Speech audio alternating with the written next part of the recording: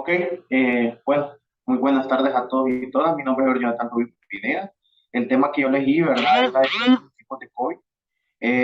Se puede manejar diferentes ámbitos, ¿verdad? En lo que ya viene siendo la salud mental. Y creo que es un factor muy importante, ¿verdad? Lo que es que no tuvimos ni hubo tampoco algún tipo de cultura o capacitación en cuestiones psicológicas.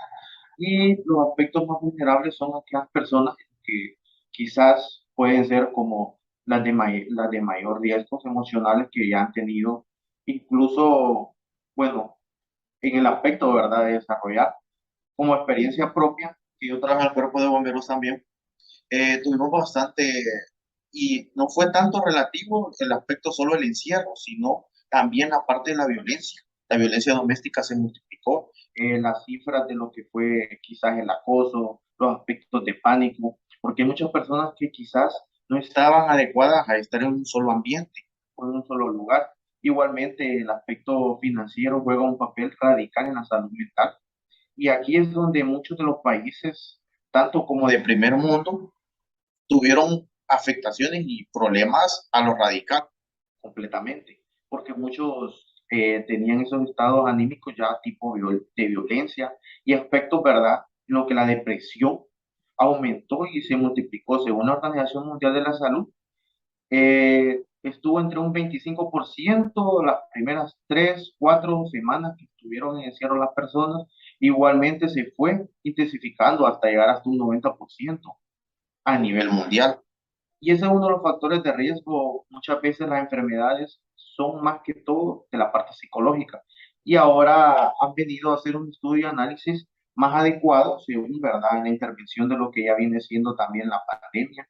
Y de los aspectos más importantes a involucrar es ese, que no había una manera para poder identificar qué seguir o qué pasos para el desarrollo de la salud mental. Y ahí es donde también juega el papel radical de los servicios múltiples que viene ya sea la banca, el mercado, los gobiernos. ¿Por qué? Porque en estos aspectos vinieron a desarrollar plataformas que no estaban listas todavía, como las que estamos en el momento, ¿verdad?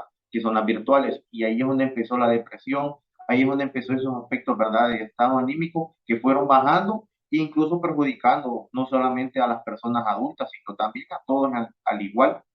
Los aspectos educativos también, es otra parte bien importante, porque muchas veces, además de la parte financiera, que no habían dispositivos, que no habían plataformas, y el papel radical de la corrupción, ¿verdad? Donde pudimos ver en la mayoría de los países que no lograron hacer un énfasis en una lucha, a pesar de que, por ejemplo, aquí en los países centroamericanos hubo una énfasis por la OMS o igualmente por la ONU, igualmente por otras ONGs que han diversificado este tema de la salud mental, pero incluso aún así ha afectado porque hay áreas que no hay acceso, como son las rurales, ¿verdad? En nuestros países, lastimosamente, eso es un aspecto también que afectó y ayuda a que las cifras sean peor todavía en la depresión.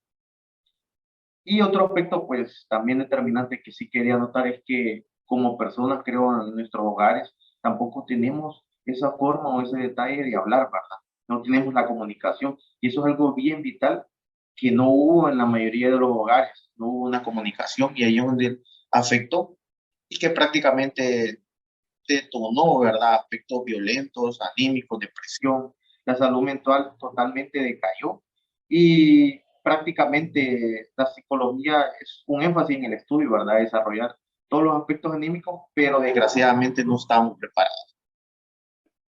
Creo que con esto finalizo, no sé si tienen alguna.